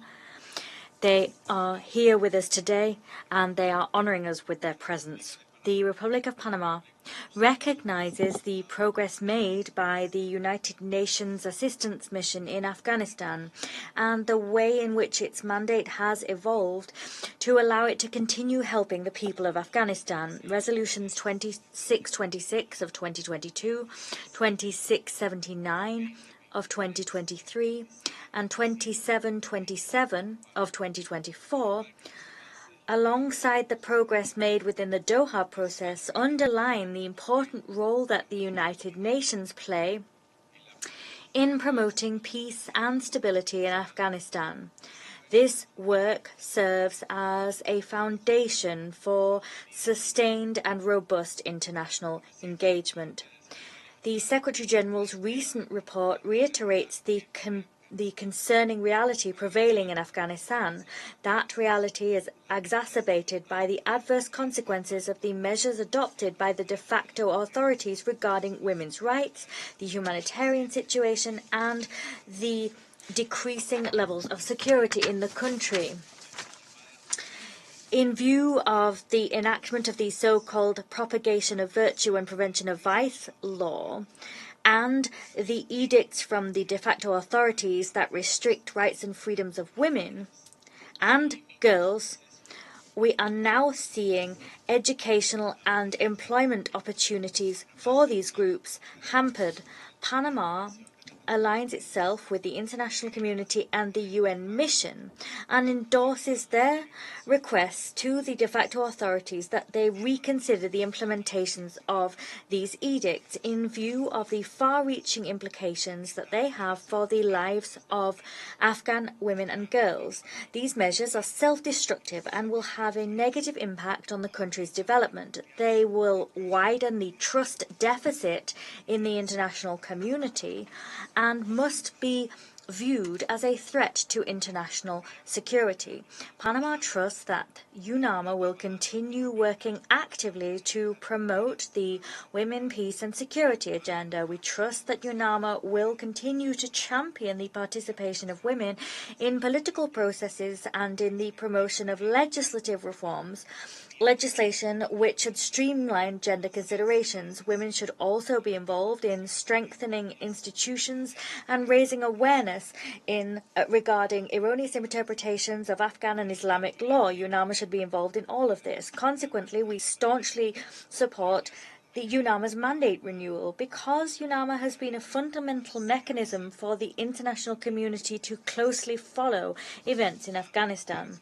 Panama reiterates its commitment to the sovereignty, independence, territorial integrity and national unity of Afghanistan. We also reiterate our continued support for the people of Afghanistan within the framework of the UN Charter and other international laws and instruments. The Security Council's action must be rooted in facts, data and updated realities, not guided by political interests. It's vital that Council members have an opportunity to contribute meaningfully to Afghanistan's future. This will guarantee a holistic approach and one that will guide diplomatic and humanitarian efforts. As such, we think it's necessary that we adopt a comprehensive approach to Afghanistan, one which expands and shores up the mission's work and brings together various stakeholders. All of this must be guided by an honest and open attempt to resolve differences and work towards more sustainable peace and security. The de facto authorities must find ways to indicate to the international community that they are ready for dialogue. All of this can only be achieved if the international community and the de facto authorities are able to commit to shouldering the responsibilities that they both have to maintain peace and security, including all civilian stakeholders. Afghan stability cannot be viewed in isolation. As such, and in light of the escalation in the border conflicts in the country and the threat to international peace and security posed by terrorist groups on Afghan territory, we urge all regional stakeholders to prioritize joint efforts to thwart these threats. We urge all to rally behind constructive diplomacy to avoid greater destabilization, to prevent deaths and the displacements of civilians, and to support the work of the mission and the security of its personnel. With this goal in mind, Panama is of the view that Afghanistan must not be used as a battlefield on which external rivalries can play out. We recognize that a lasting peace remains the best way of protecting Afghanistan's people. Afghanistan is a nation which has not known peace for decades. It is a generation that has grown up in the midst of conflict, without access to basic freedoms and with no protection against the scourge of war. Madam President, the Afghan people are not simply numbers in our reports. They are human beings whose dignity and future are at stake.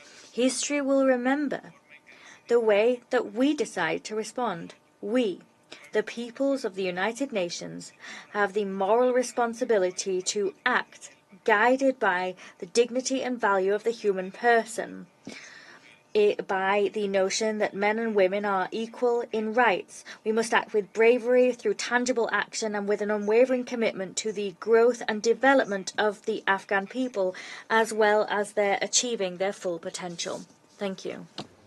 I thank the representative of Panama for the statement, and I give the floor to the representative of France. Madam President, I'd like to thank SRSG, Ms. Roza Otunbayeva, as well as Ms.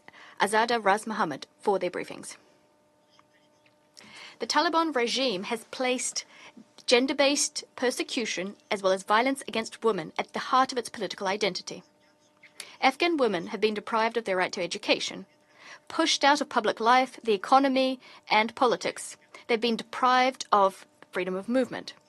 France calls for the immediate repeal of all of the freedom-quashing measures imposed by the Taliban. First and foremost, the August 2024 decree on the so-called propagation of virtue and prevention of vice, as well as the ban on women in medical institutes. This policy of segregation harms everyone, not just women.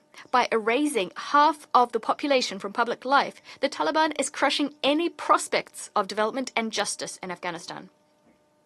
Today marks the opening of a Commission on the Status of Women session.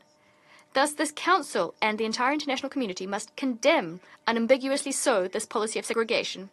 UNAMA's role is essential in calling for the respect of the Security Council's demands, especially as regards women's rights. These demands, enshrined in Resolution 2593, are a prerequisite for any normalization of our relations with the Taliban. Madam President, the security situation remains very concerning. The terrorist threat has risen over the last few months, as demonstrated by the reports of the SG and the monitoring team report for the 1267-1988 committee. Islamic State in Khorasan, Al-Qaeda, and TTP constitute acute threats to international peace and security. Narcotic drug cultivation is continuing at an alarming pace, in particular trafficking in methamphetamines. Confronted with this worsening situation, the Security Council set clear-cut demands in Resolutions 2593 and 2681. None of our demands were implemented. On the contrary, the Taliban's response to the outstretched hand in Doha was to impose even more restrictions on women's rights. France is in favor of dialogue, but such dialogue must be inclusive. It should allow for the participation of all parties, civil society, women, young Afghan men and women, as well as experts, should have a role in discussions about the future of their country. Our commitment must be part and parcel of a unified, coherent strategy for the benefit of all Afghans, with due respect for international law. On this note, we'd like to invite UNAMA to steer a demanding dialogue so as to prompt the Taliban to uphold their international commitments. This objective should be the lodestar for any process of engagement. Madam President, France would like to reiterate that it is mobilized alongside the Afghan people. We call for safe and unfettered access for all humanitarian actors, international organizations, and NGOs. France has provided 160 million euros in funding since 2021, channeling these funds towards nutrition, education, health, and support for Afghan women and girls. France will continue welcoming Afghan women through the Women in Danger initiative, as well as protecting human rights defenders thanks to the Marianne initiative. We will also be supporting humanitarian personnel who are furnishing assistance to the Afghan people. I'd like to reiterate France's support to UNAMA, whose mandate must be renewed in the coming days, as well as our support to UN agencies and other partners on the ground. I thank you. Of France for the statement, and I give the floor to the representative of the United States. Thank you, Madam President, and thank you, SRSG Roza Otunbayeva, for your briefing. I would also like to thank Ms. Azada Raz Mohammed for your remarks, and I welcome the representative of Afghanistan. We recognize the work of the UNAMA team in very challenging conditions to support the people of Afghanistan. UNAMA coordinates the provision of humanitarian assistance to the Afghan people, promotes good governance, and reports on the political and social developments in Afghanistan, including on human rights. The security threat emanating from Afghanistan is a continuing driver of regional instability. The United States notes that in February, the UN's 1267 monitoring team echoed these concerns. We are also concerned about the transnational threat posed by ISIS-K. We call on the Taliban to abide by their counterterrorism commitments. The Taliban must ensure Afghanistan can never again be used as a safe haven for terrorist groups to threaten the security of the United States, our allies, or any country. Madam President, colleagues, Afghanistan cannot achieve self-reliance and stability so long as the Afghan people remain subject to oppressive Taliban restrictions that strangle the economy. The situation for Afghan women and girls is particularly devastating, given the over 80 edicts directly targeting their access to education, commercial activities, and overall participation in the economy. Furthermore, the December ban on women attending medical institutes will have dire consequences for all Afghans. The UN must be a stronger voice of the international community in pressing the Taliban to change course. Over 22 million Afghans rely on emergency humanitarian assistance, making Afghanistan one of the worst humanitarian crises in the world. The Taliban's repressive policies and Afghanistan's struggling economy are drivers of human displacement, which strains the region's limited resources and contributes to further destabilization. The United States is skeptical of the Taliban's willingness to engage in good faith in the Doha process. We cannot build confidence with a group that unjustly detains Americans, has a long history of harboring terrorist groups on its soil, and ignores the basic rights and needs of its own people. We look forward to working with members of this Council to maintain consensus on our collective demand that the Taliban act responsibly. I thank you. I thank the representative of the United States for the statement, and I give the floor to the representative of the Republic of Korea. Thank you, Madam President. We also thank SRSG Otunbayeva for her comprehensive briefing and her valuable and dedicated work on the ground. And we appreciate the insights and recommendations shared by Ms. Raz Mohammad. As we celebrate the 30th anniversary of the Beijing Declaration in New York, another school year is about to commence in Afghanistan without more than 1.4 million girls in the classroom. And despite the outcries in this chamber last December, Afghan women and girls were eventually put under a life-threatening ban on women's medical education. It is appalling and very sad how the Taliban's numerous edicts and the so-called morality law against Afghan women have infringed all 12 critical areas of the Beijing Platform for Action, including education and training, health, economy, media, human rights, and decision-making. Against this backdrop, I'd like to convey 3 messages today. First, the situation of women and girls and minorities in Afghanistan is a source of universal concern. The key point here is universality. This is not only from the so-called Western eyes. As indicated in the SG report, Muslim communities have also voiced caution about the misuse of religious principles for legitimizing policies of exclusion. And this concern is not only raised by human rights defenders, but also by development actors and international financial institutions. Neither is it a concern that solely resonates outside Afghanistan. Doubts have been raised even within the Taliban itself. It is indeed difficult to comprehend at this point whose interest these oppressive policies continue to serve. Every household includes mothers, daughters, or sisters. Self-imposed restraints on the workforce hold back development and makes the goal of a self-reliant economy out of reach. The extremeness of Taliban's measures overshadows their efforts in banning poppy cultivation, countering ISIL-K, and accommodating the Afghan returnees from neighboring countries. We implore the Taliban to reconsider and rescind all such policies and practices.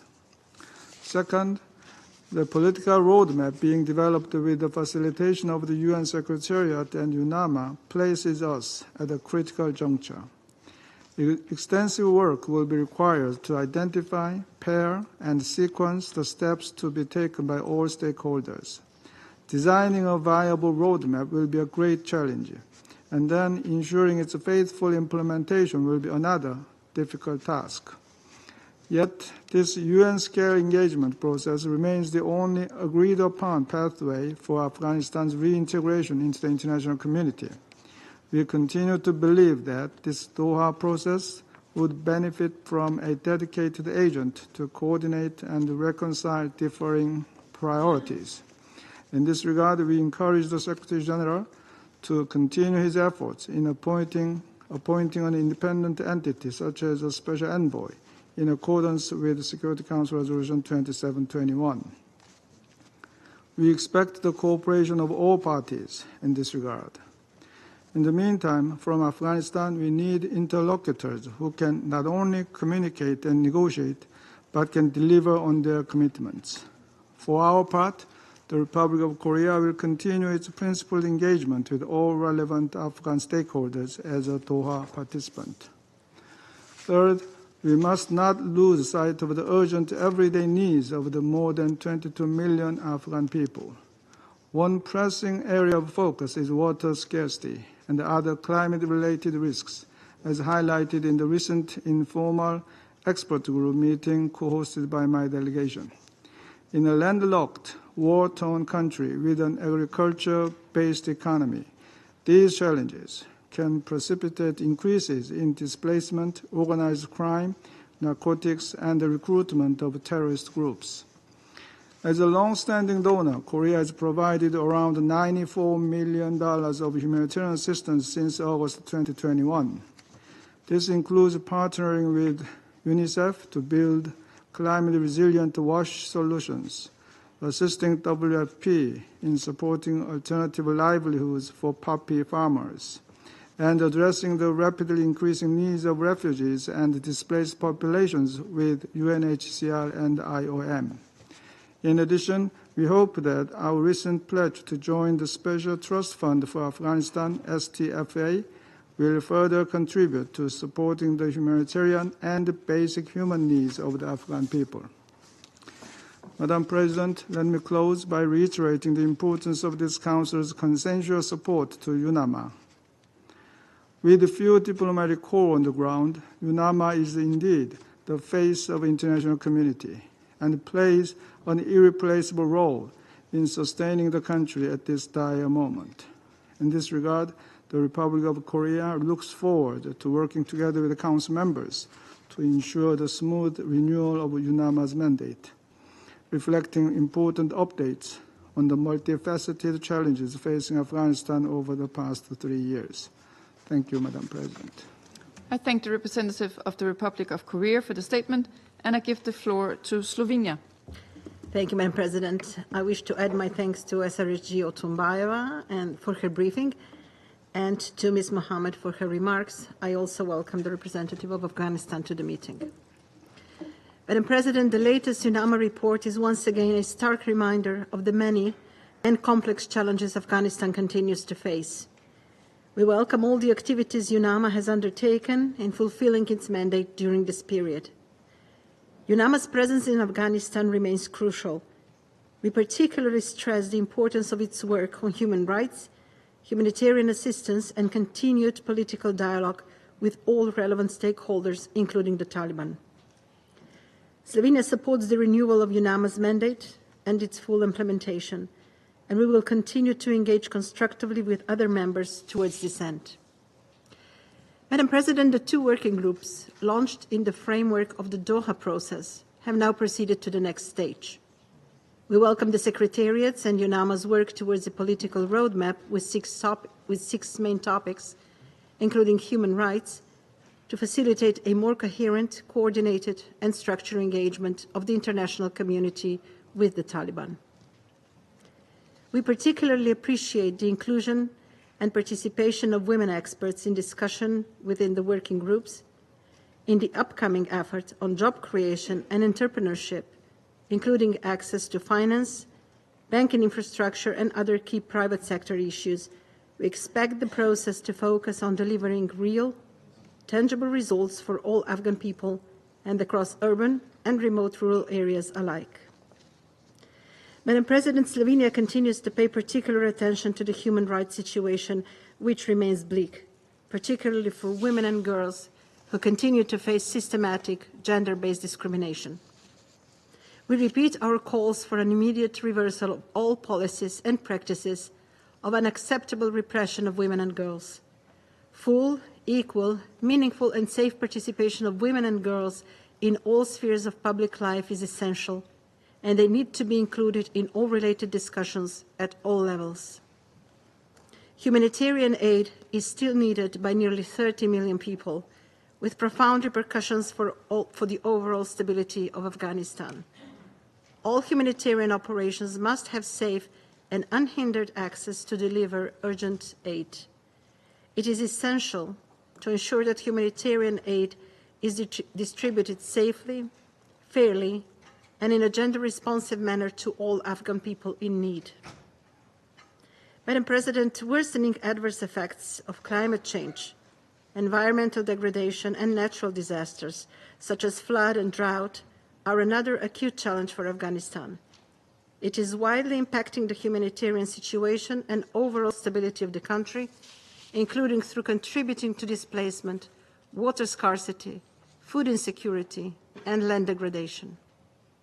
We welcome UNAMA's work in this regard and encourage further analysis and engagements with respect to the peace and security implications of climate change and environmental impacts on Afghanistan and the region. Madam President, in conclusion, let me stress that despite the continuously regressive developments in Afghanistan, which warrant serious concern, Slovenia and most international partners remain ready to assist the Afghan people on their path to a secure, stable, prosperous, and inclusive Afghanistan. However, the Taliban must create suitable and sustainable conditions by upholding international law and fulfilling Afghanistan's international obligations, including the Convention on the Elimination of All Forms of Violence Against Women. After all, a nation's true success is measured by how it treats its women, because when women thrive, society thrives. I thank you. I thank the representative of Slovenia for the statement. I shall now make a statement in my capacity as representative of Denmark. I join others in thanking Special Representative Otunbayeva for her briefing. A special thanks also to our civil society briefer, Ms. Ras Mohammed, for her powerful words and unwavering dedication. Colleagues, Afghanistan remains engulfed in crisis. Severe economic hardship, persistent human rights violations, and a catastrophic humanitarian situation have caused widespread suffering, most acutely amongst ordinary Afghans. I wish to highlight 3 pressing points today. First, the Taliban's persecution, erasure, and violation of the fundamental freedoms of women and girls in Afghanistan has continued relentlessly. Policies such as the vice and virtue law seeks to control nearly every aspect of Afghan daily life. Bans, such as the one imposed on women attending medical institutes, further limit women's already fragile access to health care, impacting generations to come. And let us be clear, these policies institutionalize an extreme system of gender-based discrimination and domination.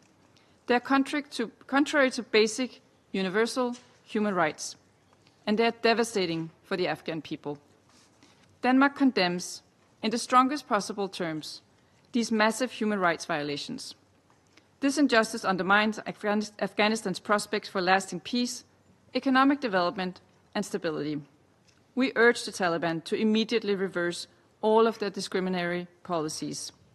The Taliban must uphold their obligations under international law, including under CEDAW and the resolutions of this Council. Second, we stress the importance of accountability. Persistent impunity is a driver of new serious international crimes. The ICC prosecutors' request for arrest warrants against senior Taliban leaders for the crime against humanity of gender persecutions is a step towards accountability. There must be justice for the countless Afghans suffering under the Taliban's systemic restrictions. Afghanistan is bound by the Rome Statute, and the de facto authorities must abide by their obligations under this treaty. We also commend the countless brave civil society members who work tirelessly to document serious violations of international human rights law in Afghanistan. Third, these stark human rights violations are taking place against a bleak and shocking humanitarian crisis, with half of the population in need of aid. Securing adequate funding for the 2025 Humanitarian Response Plan is imperative to address this crisis effectively. Ongoing restrictions and interference in aid activities, including against NGOs, are significantly disrupting aid operations, negatively impacting efforts to help stabilize Afghanistan. They are impeding and imperiling access to vital humanitarian assistance, especially for women and girls. Put simply, they're costing lives. Denmark urged the Taliban to ensure the safety of humanitarian workers, to end aid interference and diversion, to allow for safe, meaningful, and comprehensive participation of Afghan women in the response. In closing, let me reiterate Denmark's full support for UNAMA and its mandate renewal. UNAMA continues to play a crucial role, not only in ensuring the delivery of humanitarian aid to meet basic human needs, but also in advancing a political process that brings together all stakeholders in Afghanistan. We support the Doha process and welcome the UN's efforts to develop a roadmap for a comprehensive approach based on the recommendations of the Special Coordinator. Colleagues, the past 3 years have cast a growing shadow over Afghanistan, especially for its women and girls, whose basic human rights are violated on a daily basis. The de facto authorities seek to erase them, to hide them away behind closed doors and shuttered windows. Around this table, we have a responsibility to stand by them, to let the light in, just as we did this afternoon in the Security Council. I resume my function as President of the Council. I now give the floor to the representative of Afghanistan. Madam President, at the outset, I wish to thank you for convening this important meeting on the situation in Afghanistan and congratulate you and your team for assumption of presidency of the Council. We are also thankful to the Special Representative Roza Otunbayeva and Ms. Azada Raz Mohammed for their sobering briefings today. And we express our deep appreciation to all those Council members who expressed their support to the people of Afghanistan, and particularly to women and girls.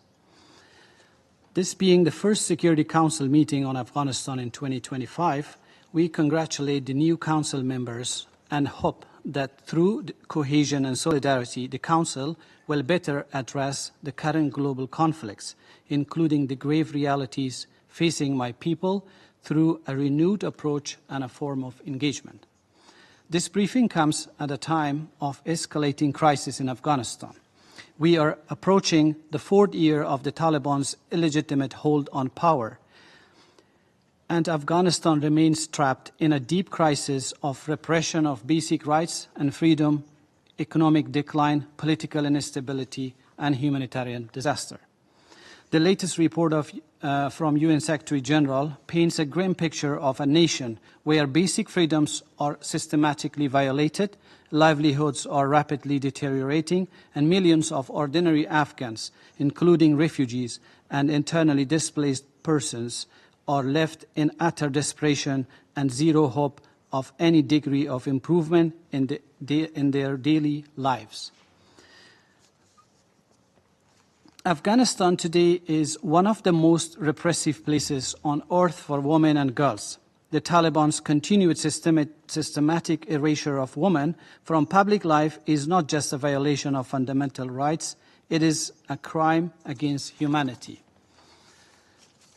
After years of demand by ordinary citizens and international friends of Afghanistan for an end to the Taliban's repressive policies, women are still banned from education, including medical training, exacerbating an already fragile healthcare system.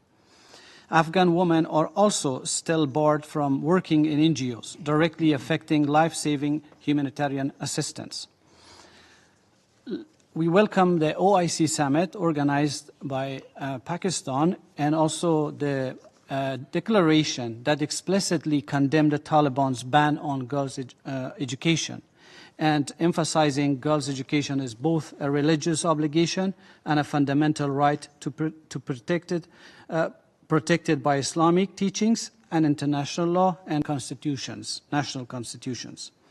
Public corporal punishments, summary executions, arbitrary arrests, and torture remain widespread, targeting women, former government officials, and security forces, journalists, activists, and individuals accused of armed opposition or affiliations with Daesh. Leaked records reveal around 18,000 detainees in Kabul and provincial prisons, including 16,507 men and over 1,300 women. Last month, the Special Rapporteur on the situation of human rights in Afghanistan presented his report on the so-called Law on the Promotion of Virtue and the Prevention of Vice to the Human Rights Council. The report exposes the Taliban's systematic operation, particularly against women and girls. The report also confirms that the Taliban's policies amount to crimes against humanity, including gender persecution. He noted that the law violates the human rights of all Afghans, echoes the Taliban's regime from 1996 to 2001, and that the Taliban are continuing to impose new edicts, particularly restricting the rights of women and girls. We welcome and reaffirm its recommendations and those in his regular report. And we urge the Security Council to take decisive action to hold the Taliban accountable and support the Afghan people in their fight for their dignity and their rights. We welcome the recent steps taken by the International Criminal Court to hold the Taliban leaders accountable for gender persecution as a crime against humanity, as well as the joint initiative launched last September by the UN member states to hold Afghanistan and the Taliban accountable for violations of the UN Convention on the Elimination of All Forms of Discrimination Against Women, CEDAW. These actions mark a significant milestone in the fight against impunity. They also send a powerful message to the women and girls of Afghanistan that the international community is attentive to their plight and is hearing their call for freedom and justice. We urge all member states to support these efforts and to affirm that impunity for such crime is unacceptable. Madam President, in the past 3 years and 7 months, the international community engaged the Taliban for a change in position and improvement in the situation. However, the Taliban has rejected the legitimate and joint demands of the Afghan people and their global partners. Instead, they have consolidated power under a rigid, unelected, theocratic, and misogynistic regime that seeks to silence Afghanistan's diverse voices, deepen the country's isolation in the global community, and intensify repression against women and girls, pushes Afghanistan to poverty and dependency on international aid. The international community needs to act to help end the oppression that is being carried out against women and girls, and other citizens of the country for that matter. We all know that the Taliban's actions violate international law, including multiple UN Security Council resolutions. We therefore ask the Council to send a clear and united message. Women's rights are non-negotiable. Taliban leaders must be held accountable, and that the Security Council will explore targeted measures against those responsible for these grave violations. Madam President, the Taliban's claim of stability and security is a facade. The reality is that Afghanistan is increasingly vulnerable to terrorism and regional conflict. The 35th report of the Analytical Support and Sanctions Monitoring Team confirms that Afghanistan remains a terrorism hotspot, with the presence of over 24 terrorist and extremist groups. ISIL-K continues to pose a global and regional threat. Al-Qaeda, TTP are among the broad range of such groups that benefit from Taliban control. The Taliban have no serious intention to combat or contain threats posed by any groups, including ISIL-K. There is an urgent need for a stronger regional cooperation and countermeasures. Moreover, as of late, cross-border clashes between the Taliban and neighboring countries have escalated, with civilian casualties mounting. Internally, armed opposition against the Taliban resulting from the group's repressive policies is becoming more mobilized, with targeted attacks on specific Taliban targets. This evolving dynamic will only gain momentum without any change in the Taliban's position on the demands and expectations of the people. The international community must contemplate what will be the long-term consequences of an Afghanistan ruled by extremism and lawlessness. A state with no legitimate governance, no respect for human rights, and an unchecked security vacuum is not just a threat to the people of Afghanistan, it's a threat to global security. Madam President, on the economic front, Afghanistan's fragile economy continues to rely on humanitarian aid, with over 85% of Afghans now live below the poverty line. 23 million Afghans, more than half of population, requiring humanitarian assistance. Malnutrition rates soaring, with the children at severe risk of starvation. The Taliban's economic policies, including the exclusion of women from workforce, have made self-reliance impossible. Yet, at a time of unprecedented need, international aid to Afghanistan has declined sharply. The UN's humanitarian response plan for 2025 remains critically underfunded. We express our deep appreciation to the neighboring countries that continue to host Afghan refugees, particularly Pakistan and Iran, providing them with safety and shelter during this critical time. We also recognize the urgent plight of those refugees whose lives remain at grave risk and are waiting for relocation and resettlement to safer countries. We call upon UNHCR and the international community to strengthen their efforts in facilitating and expediting the resettlement process. We must ask ourselves, will we allow an entire population to suffer because of the actions of their rulers? Madam President, the world cannot look away. The Security Council must act with urgency and resolve. I call upon this body to 1. Strengthen accountability mechanisms, including supporting the ICC's investigation into the Taliban crimes. 2. Ensure humanitarian aid reaches those in need while preventing Taliban manipulation of resources. 3. Demand the immediate reversal of restrictions on women and impose targeted consequences for Taliban leaders refusing to comply. 4. Strengthen regional and international coordination to prevent Afghanistan from becoming a hub of extremism. 5th, maintain pressure on the Taliban through diplomatic, economic, and security measures. Engagement must be principled and conditional on respect for human rights, international obligations, and inclusivity. 6th, and lastly, without addressing the political stalemate in Afghanistan, there will be no lasting peace, stability, and prosperity. Hence, there is a need for a comprehensive and inclusive political process backed by the UN to develop a roadmap based on the recommendations of the UN Secretary General's Independent Assessment Report, an inclusive process with all Afghans. Any process or dialogue with the Taliban without the engagement of all Afghan stakeholders is a repetition of failed past experiences and will not ensure a legitimate outcome.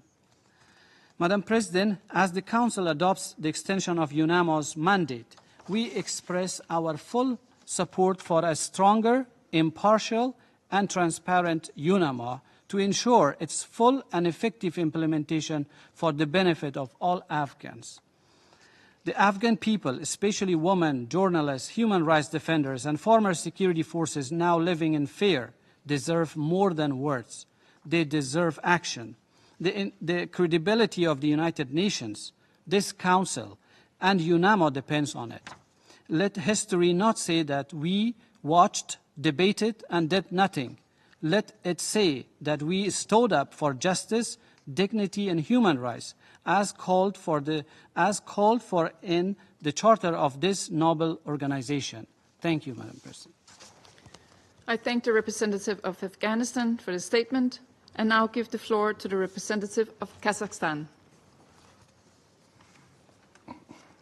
Madam President, I extend my congratulations to Denmark on assuming the presidency of the Security Council and express my gratitude to Madame Roza Otunbayeva for her insightful briefing on UNAMA's activities. I also appreciate the contribution of the briefers whose valuable perspectives play a key role in shaping future policies. The stability, peace, and progress of Afghanistan remain pivotal priorities for Kazakhstan and the broader Central Asian region. We reaffirm our stand with the Security Council's position on the international recognition of the Taliban and emphasize our unwavering commitment to international humanitarian law and the fundamental rights of all Afghans. Kazakhstan strongly advocates for the meaningful participation of women in all aspects of society life and the protection of minority rights.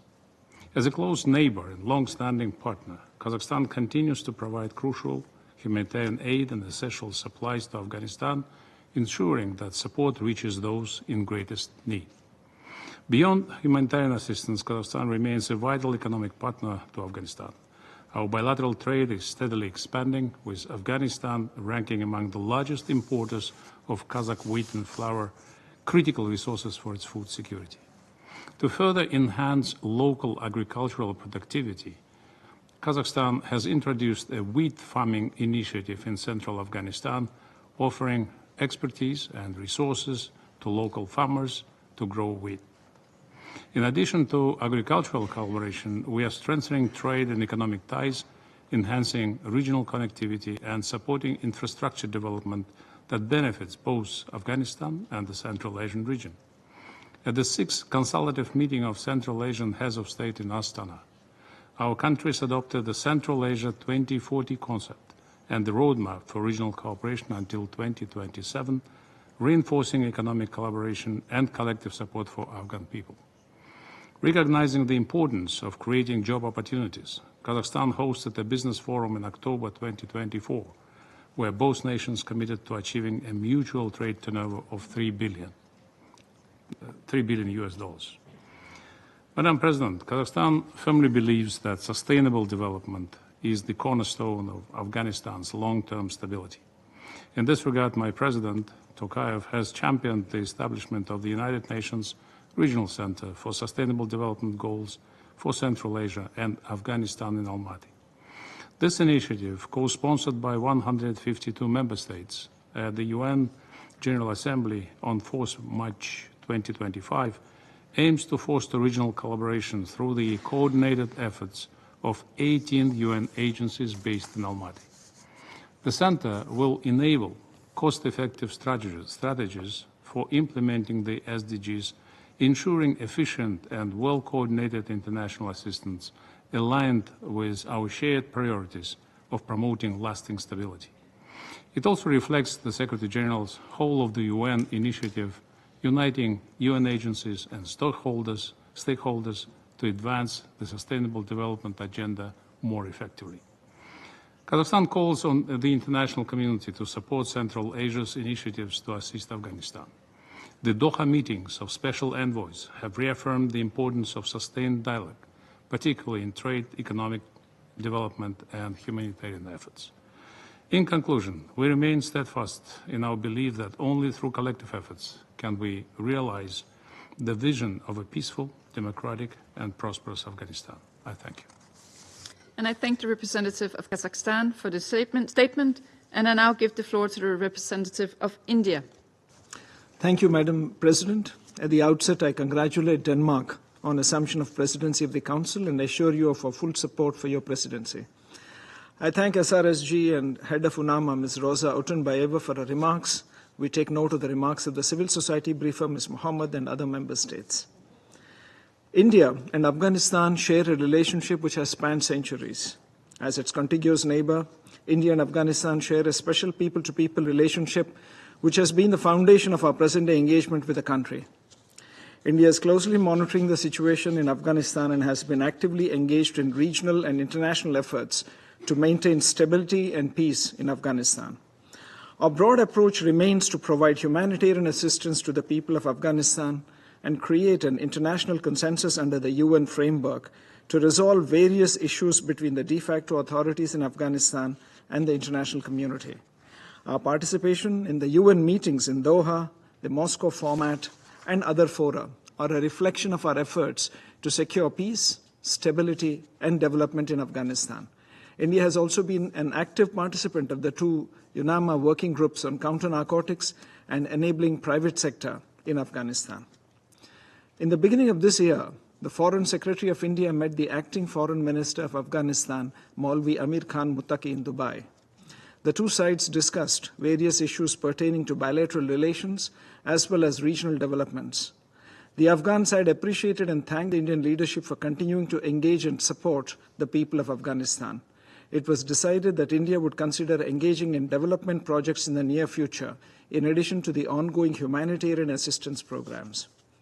India has been working with various UN agencies for providing assistance to the Afghan people in areas of health, food security, education, sports, and capacity building. Since 2001, India has been committed towards rebuilding and reconstruction of Afghanistan.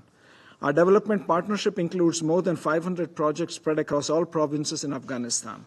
Since August 2021, India has delivered 27 tons of relief material, 50,000 tons of wheat, 40,000 liters of pesticides, and more than 300 tons of medicines and medical equipment to the country. India has also partnered with the United Nations Office on Drugs and Crime, the UNODC, in Afghanistan, to provide assistance for the welfare of the Afghan drug user population, especially women. Under this partnership, India has since 2022 supplied 11,000 units of hygiene kits, baby food, clothing, medical aid, and more than 30 tons of social support items to UN ODC in Kabul. In conclusion, let me underline India's historic relationship with the people of Afghanistan and our readiness to respond to the needs of the Afghan people. At the same time, we remain committed to continue our close interaction with all relevant stakeholders on Afghanistan and support the international community's efforts towards a stable, peaceful, and prosperous Afghanistan. Thank you, Madam President. And I thank the representative of India for the statement. I now give the floor to the representative of the Islamic Republic of Iran. In the name of God, the compassionate and merciful, Madam President, we congratulate Denmark on assuming the Security Council presidency and commend China for its successful and effective leadership in February. We appreciate SRSG, Ms. Otunbayeva, for her valuable briefing. We have carefully listened to the statement by Ms. Roza Mohammed. Today's briefing once again highlights the persistent challenges faced by the Afghan people despite the UN's ongoing efforts to improve their situation. The latest report of the Secretary General underscored the worsening humanitarian crisis, the continued erosion of human rights, especially for women and girls, and the persistent security threats that demand required attention. In this context, I wish to emphasize the following point. First, Afghanistan faces one of the worst humanitarian crises in the world. Over 22.9 million people need urgent assistance. The humanitarian needs and response plan for 2025 requires $2.42 billion, yet funding remains critically low. Humanitarian aid must remain impartial and unconditional to ensure that aid reaches those in need without obstruction, and funding must not collapse. We call on donors to strengthen their commitments and urge the de facto authorities to stop interfering in life-saving operations and allowing unhindered access. In addition, those responsible for Afghanistan's current crisis who withdraw recklessly and worsen the situation must fulfill their obligations. Policies and announcements such as return of military equipment or cuts to humanitarian aid are unrealistic and only serve to escalate tension and worsen the suffering of the people. Second, Afghanistan's frozen assets remain a major issue. Economic recovery requires responsible financial mechanism to support the Afghan people. Sanctions must not block efforts to stabilize the economy, and frozen assets should be released without condition. Third, security in Afghanistan remains precarious. The threat posed by ISIL-K and other terrorist groups operating in the country is alarming not only for Afghanistan but for regional and global security.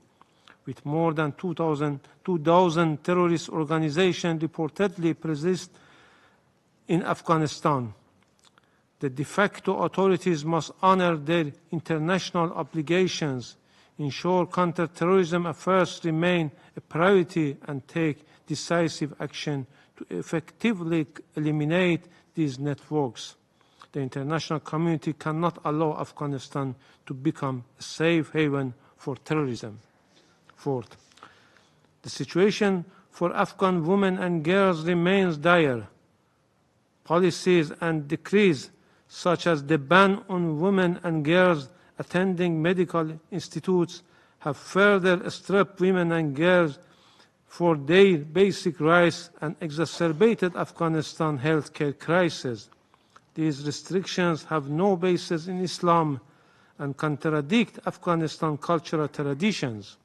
We urge the DFA to reconsider these measures and take immediate steps to restore women's rights.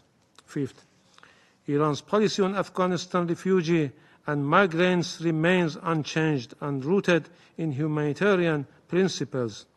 For over 4 decades, Iran has sheltered millions of Afghans, carrying a heavy burden, one that became even greater after the U.S. reckless withdrawal in 2021. Legal Afghanistan migrants in Iran face no restrictions, and Iranian consulates issues 5,000 visas daily.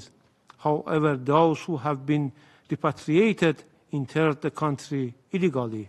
Due to security concerns, including terrorist threats, Iran will repatriate those who enter illegally. Let us be clear, neighboring countries should not be left to bear this responsibility without support from the international community.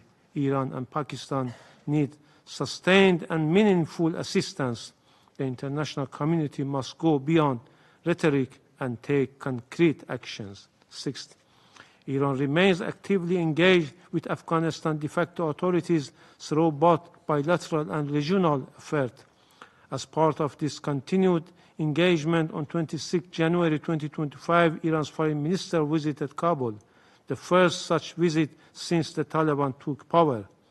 The discussion encompassed trade, railway development, investment, border security, and other key bilateral issues.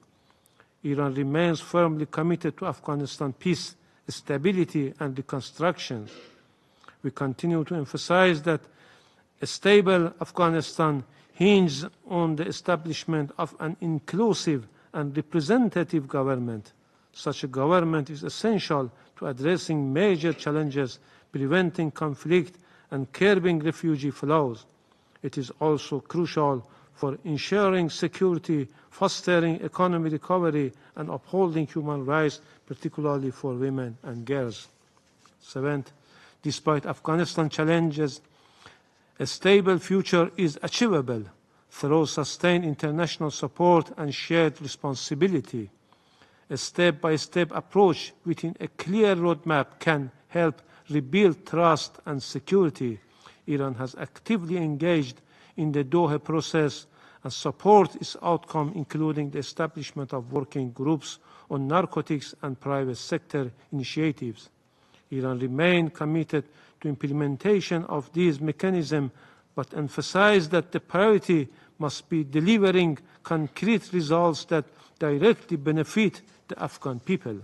Finally, as the renewal of UNAMA's mandate approach, we reaffirm our support for both the mission as well as the SRSG in carrying out its responsibilities.